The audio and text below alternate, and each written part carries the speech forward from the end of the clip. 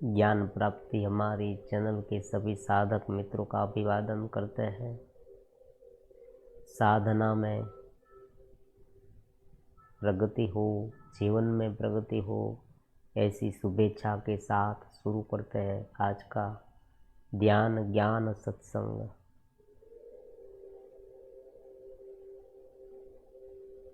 नियमित जुड़ाव से सर्किट बनेगी, दिव्यता प्रकट होगी, चमत्कारिक फायदे होंगे। देखो, चमत्कार यहाँ पर है। आज का हमारा महत्वपूर्ण सब्जेक्ट है चमत्कार और अध्यात्म। चमत्कार मतलब व्यक्तित्व विकास।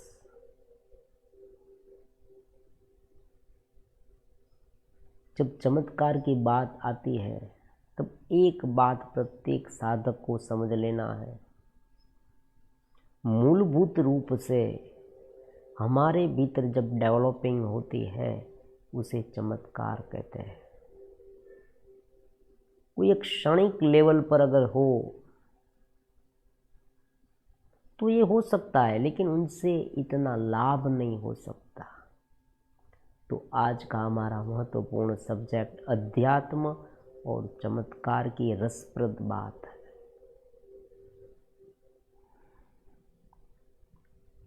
सबसे पहले हम एक प्रश्न पूछते हैं कि हमें चमत्कार क्यों पसंद है,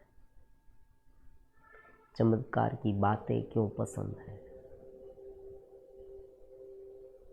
व्यक्ति जो स्वयं नहीं कर सकता, मानवीय अभिव्यक्ति जो सामान्य मानवीय वो नहीं कर सकता और कोई एक कर सकता है तो उसे चमत्कार कहते हैं।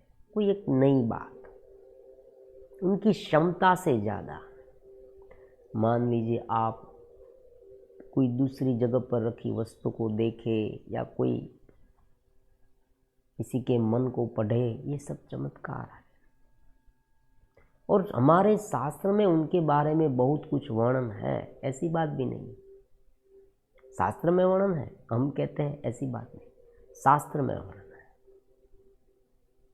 8 प्रकार की सिद्धियों का वर्णन भी है योग शास्त्र में, हठ योग में भी है, कुंडलिनी योग में भी है। जब साधक लंबे समय तक साधना करता है तब उसे कोई ना कोई ऐसे चमत्कार प्राप्त होते हैं, ऐसा वर्णन है, उसमें लिखा है ऐसा।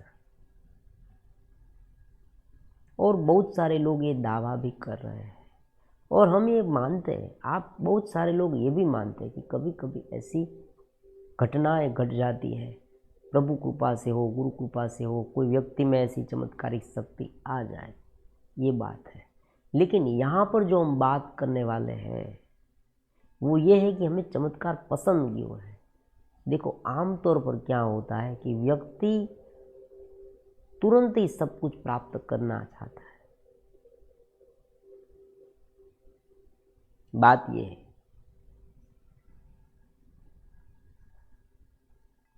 मान लीजिए कोई व्यक्ति है, आपको ये कहेगी ये आपका हो जाए और तुरंत आपका हो जाए तो आपको साधना ना करनी पड़े, ये आप सोचेंगे मुझे तुरंत मिल जाए। जबकि अध्यात्म का मार्ग है, हालांकि शुरुआती समय में इंटरेस्ट जगाने के लिए ये चमत्कार होते हैं। बहुत सारे संत महापुरुष ये चमत्कार करते हैं, दिखाते हैं। हालांकि वो दिखाते हैं कुछ संजोगों के आधार पर, लेकिन उनका जो मकसद है ना, वो क्या होता है, ज़्यादा से ज़्यादा लोग अध्यात्म के रास्ते में जुड़े, उनका व्यक्तित्व का विकास हो। ये बहुत महत्वपूर्ण है और ये हो रहा है। हमारे सभी जो संत हैं, महापुरुष हैं, वो इस प्रकार का कार्य भी कर रहे हैं।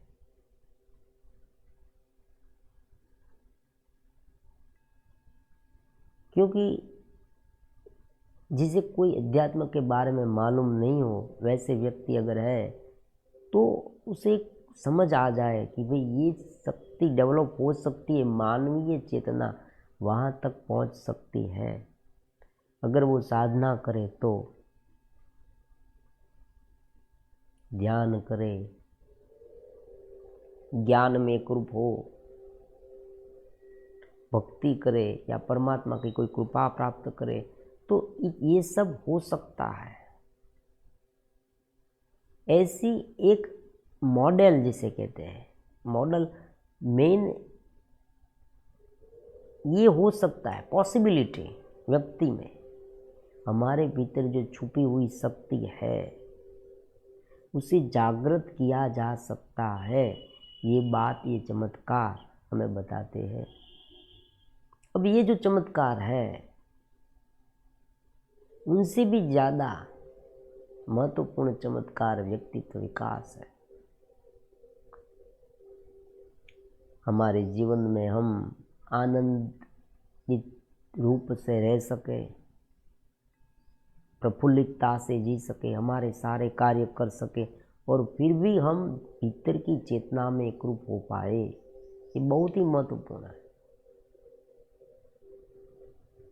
हमारे साथ जुड़े हुए जो साधक मित्र हैं, अगर लंबे समय तक साधना करते रहे तो धीरे धीरे उसमें डेवलपिंग होती जाएगी, साधना चेतना में आनंद का अनुभव, निरति से आनंद का अनुभव, चेतना का अनुभव, होश का अनुभव, पूर्णता का एहसास,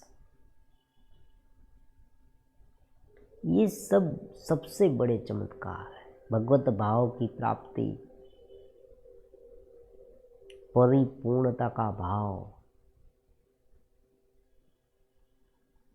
परमात्मा ने जो अलग अलग प्रकार के गुणों का वर्णन किया है, देवी संपदा, ये सब धीरे धीरे साधक में प्रकट होते जाए। अगर सही तरीके से साधना करे तो, लेकिन केवल कुछ अपेक्षा के लिए साधना करेंगे तो वो इच्छा फलीभूत होगी, ऐसा नहीं होगी। जो भी अब संकल्प करते हैं, परमात्मा के पास मांगते हैं, वो धीरे धीरे प्रकृति हमें देती है, हम उनके अनुसार प्रयास करते हैं और भगवान जो है, प्रकृति है, जो परमात्मा की शक्ति है, वो हमें ऐसे अनुकूल वातावरण उत्पन्न करता है और ये वस्तु हमें मिलती है। समय में लगता है, लेकिन देर लगती है, लेकिन मिलती जरूर है। लेकिन उनसे व्यक्तित्व विकास नहीं होगा, क्योंकि जब व्यक्ति की एक इच्छा पूरी होती है तो दूसरी इच्छा प्रकट हो जाती है, दूसरी इच्छा प्रकट होती है तो तीसरी इच्छा पूरी होती है, तो तीसरी इच्छा, चौथी इच्छा, इस तरह से इच्छा का जो निरंतर जमेला है ना, वो उठता ही रहेगा। व्यक्तित्व विकास अध्यात्म में मूल रूप से तत्व की अनुभूति, परमात्मा की अनुभूति, भगवत भाव की प्राप्ति में अगर आप रस रखें, उसे प्राप्त करना चाहे तो आपका विकास ऊपर हो सकता है। उस स्थिति जहाँ पर रहकर आनंद भी मिले और जगत में भी रह पाए,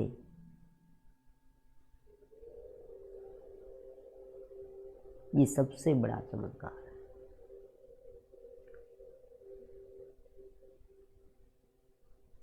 साधना काल में शुरू में ऐसी कुछ अनुभव चमत्कार के हुए थे मुझे भी, लेकिन उन पर मैंने बहुत ध्यान नहीं दिया। क्यों?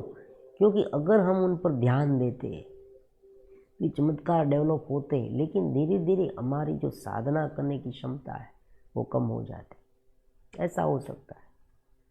हालांकि हर एक में ये नहीं होता, कुछ लोग ऐसे भी होते हैं, साधना भी शुरू रखते हैं, लेकिन मूलभूत बात यह है कि अध्यात्म में चमत्कार की बात इसलिए रखी गई है कि साधक जो है वो साधना करने में प्रेरित हो।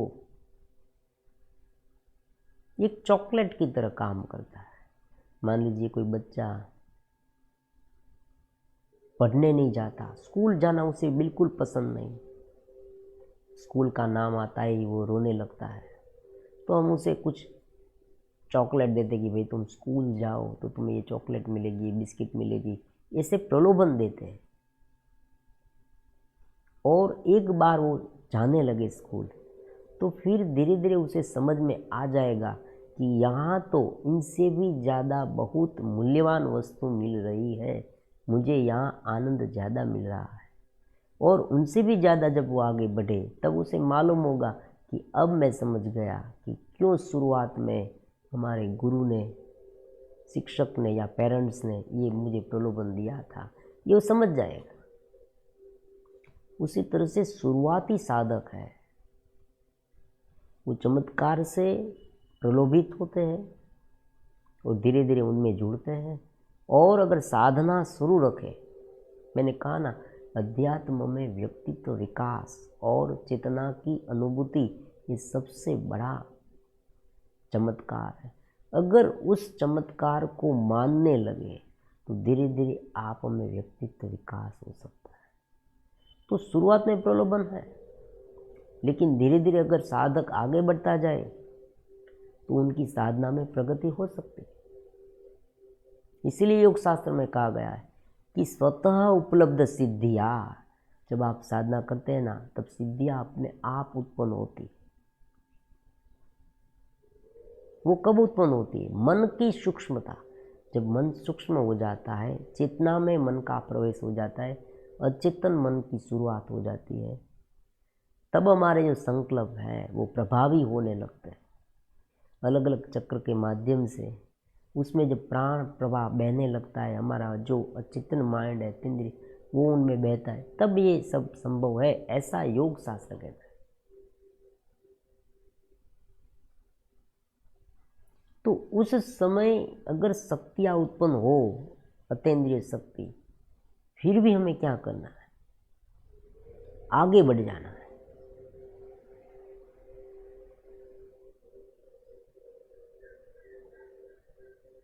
जैसे कोई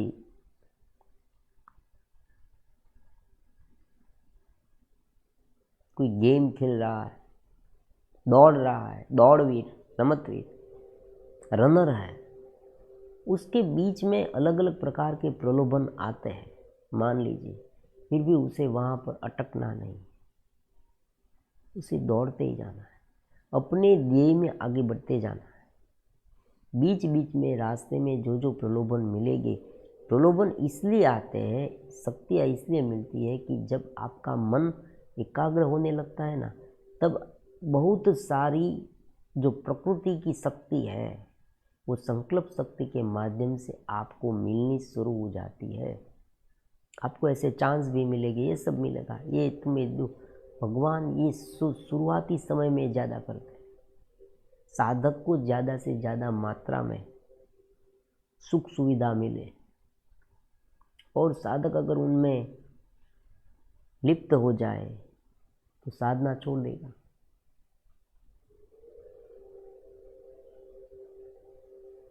विषयों की इच्छा ज़्यादा जगती है, क्योंकि जैसे ही कुंडलिनी शक्ति, मान लीजिए कोई ध्यान करता है, ईमानदारी से ध्यान करता है, मतलब नियमित रूप से, ईमानदारी का मतलब ये है कि नियमित रूप से, केवल दिखाने के लिए एकदम शांत होकर ध्यान करने लगता है,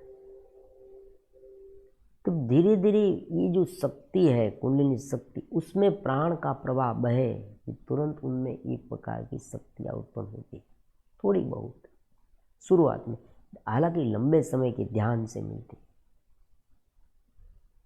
आप ये सुनकर मुझे ये भी कहेंगे कि मुझे क्यों नहीं उत्पन्न हो। उत्पन्न कौन कौन सी शक्तियाँ उत्पन्न होती है और कब उत्पन्न होती है, उनके बारे में साधक की पात्रता पर सब कुछ आधार है। और योग शास्त्र जो है उसमें इस प्रकार की पूरी थियरी है। हालांकि वर्तमान जीवन में ये बहुत डिफिकल्ट है, ये भी हम कहते हैं, लेकिन व्यक्तित्व विकास और आत्म की जो अनुभूति है वो सहज रूप से हो सकती है, और उनके लिए हमें प्रयास करने चाहिए, तो हमारा जीवन सुमधुर हो जाएगा, आनंदित हो जाएगा। जीवन की जो डिफ़िकल्टीज हमारे सामने बार बार आती है, ऐसे बहुत सारी घटनाएं आती है कि जहां हम अपसेट हो जाते हैं, डिप्रेशन में आ जाते हैं, टेंशन में आ जाते हैं, वहाँ हम स्थिर रूप से परम भाव, आनंद की अनुभूति कर पाए, भगवत भाव की अनुभूति कर पाए, ये सबसे बड़ी बात है। आजकल बहुत सारे आप देखना अलग अलग प्रकार के कुंडलिनी अवेकनिंग के कोर्स आते हैं, उसमें भी ये लोग ये समझाते हैं कि आत्मविश्वास बढ़ेगा, कार्य करने में रुचि,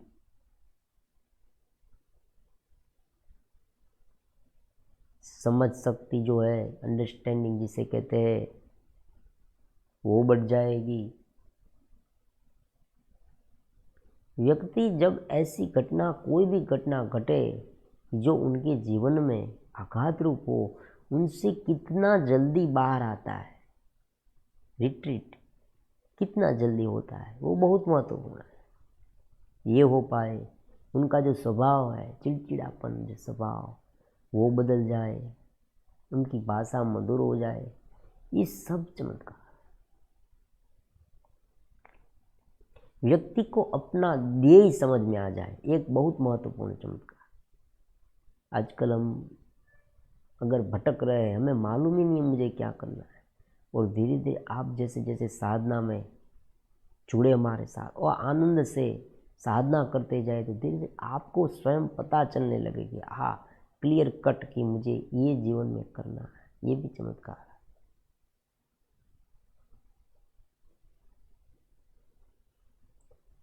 तो एक ही बात आज के समय में, आज के इस वीडियो में हमें सीखनी है कि व्यक्तित्व विकास हमारा हो और आत्मिक विकास हो, ऐसा हम करें ताकि हमारा जीवन ही स्वयं चमत्कार हो जाए।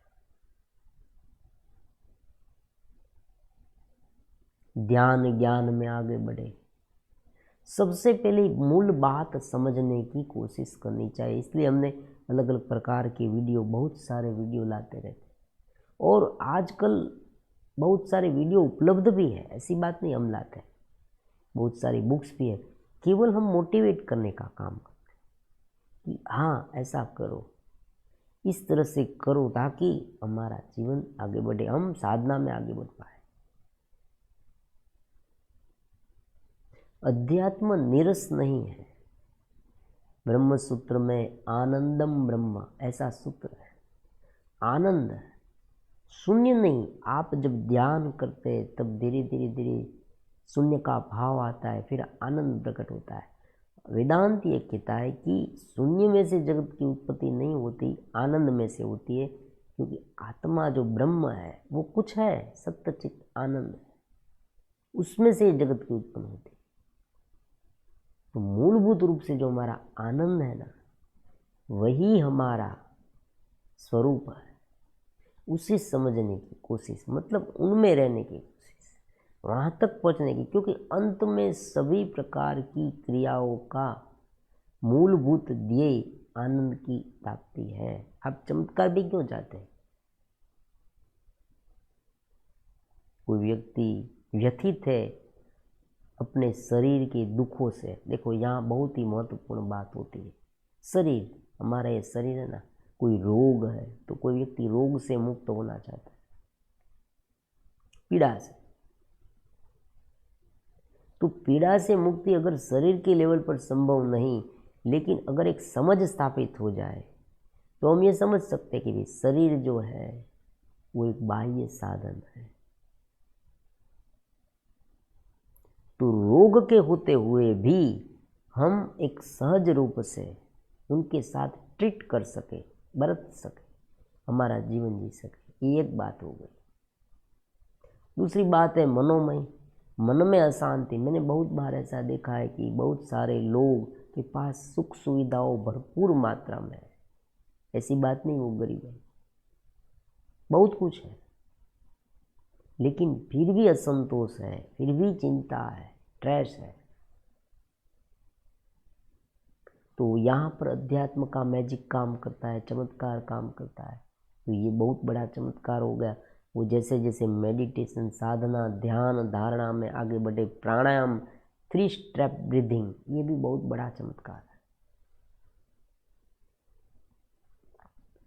आप प्राणायाम करें, आज के विज्ञान में भी प्राणायाम के बारे में बहुत कुछ लिखा हुआ है, वो लोग साबित करते हैं, वो भी कहते हैं कि प्राणायाम से हमारे शरीर को ज़्यादा मात्रा में ऑक्सीजन मिलता है, प्राणवायु।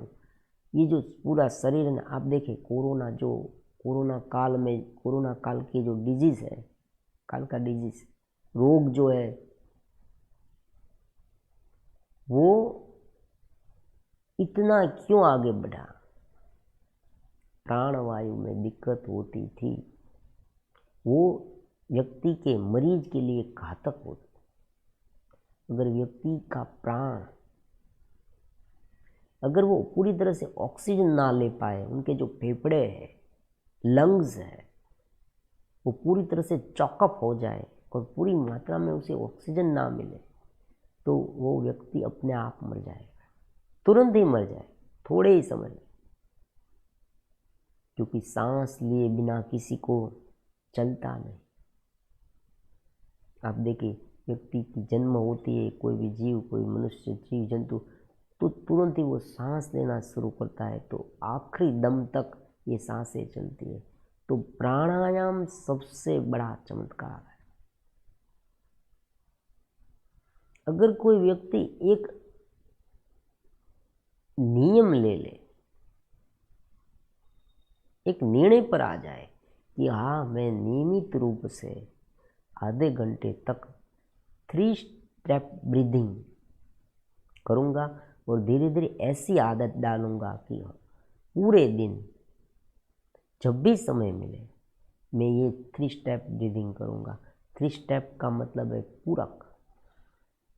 धीरे धीरे हम सांस को लें, कुंभक, पेट भर जाए, इस तरह से सांस को पूरी ले, फिर हमारा पेट भर जाए, फिर उससे पूरी तरह से निकाल, पेट बिल्कुल खाली हो, उस तरह से सांस लेंगे तो हमारे जीवन में चमत्कार अपने आप घटित होगा।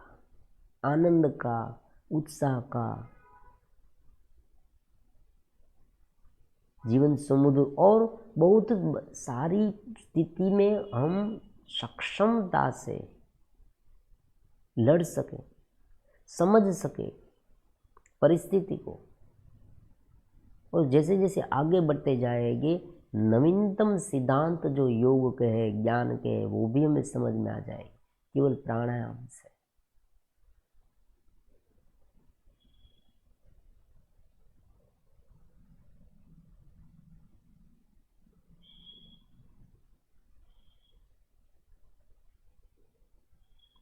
उसी तरह से प्राणायाम के बाद जो सरल और सहज रूप से जो मेडिटेशन है, साक्षी भाव का ध्यान है, आप आंखें बंद करें और मन में जो चलते विचार के साथ एकरूप ना हो, ये जो ध्यान है उनकी प्रैक्टिस करें।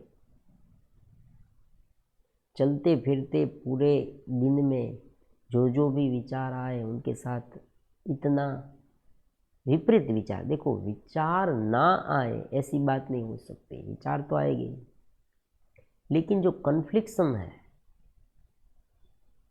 उनके साथ जितना घिरते जाए, उनके साथ जितना उलझते जाए, उतना हम असंतोष में, चिंता में डूबते जाए। तो यहाँ पर ये जो ध्यान करते हैं उनसे भी चमत्कारिक फायदे होते हैं। तो कुल मिला के अध्यात्म में ऐसे बहुत सारे रहस्यमय सिद्धांत है कि जो आप करें तो जीवन में हमारा जीवन का विकास हो और चित्त स्थिति की प्राप्ति हो, आनंद की प्राप्ति हो। अब तीसरी महत्वपूर्ण जो बात है वो है मोरालिटी। अध्यात्म उन पर डिपेंड करता है, ये भी बहुत महत्वपूर्ण है। भगवान कहते हैं लोक संग्रहार्थ कर्म, यह अध्यात्म की सबसे बड़ी बात है। व्यक्ति जब दूसरों के लिए चिंतन शुरू करता है ना, तब उनका जो ऑरा है वो विशाल होता है, मतलब उनकी अभिव्यक्ति विशालतम हो जाती, वो एक घेरे में नहीं गिरता, घेरे से बहुत व्याप्त हो जाता, उनकी जो चेतना संकुचित नहीं होती, क्योंकि सर्व अखिल विदम ब्रह्म, सर्वत्र परमात्मा है। भगवान ने भगवद गीता में भी यही बात की कि सर्व जगह पर मैं हूँ, ऐसा मानकर अगर कोई व्यक्ति चले तो वो लोक संग्रहार्थ काम कर सकता है। परजन हिताय परजन सुखाय, तो ये काम करे तो ये सबसे बड़ा चमत्कार। क्योंकि सामान्य व्यक्ति जो है हमारे जैसे, वो तो अपने लिए काम करते, और ऐसे लोग हैं जो दूसरों के लिए काम करते हैं, तो वो सबसे बड़ा चमत्कार हो गया। तो ऐसे बहुत ही अलग अलग प्रकार के सिद्धांत है, अगर उन पर हम चले तो ये पूरी तरह से हमारा जीवन स्वयं चमत्कार हो जाता है। और आजकल ऐसे बहुत व्यक्ति है भी, इतिहास में भी ऐसे बहुत संत महापुरुष हो गए हैं। आप देखिए कि जो महापुरुष ने चमत्कार किए, उनका जीवन दिव्य था, वो दूसरों के लिए काम करते थे।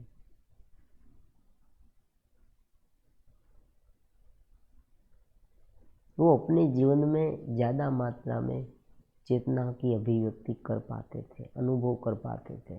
भगवान की अनुभूति भी एक चेतना की अनुभूति है, दिव्यता की अनुभूति है।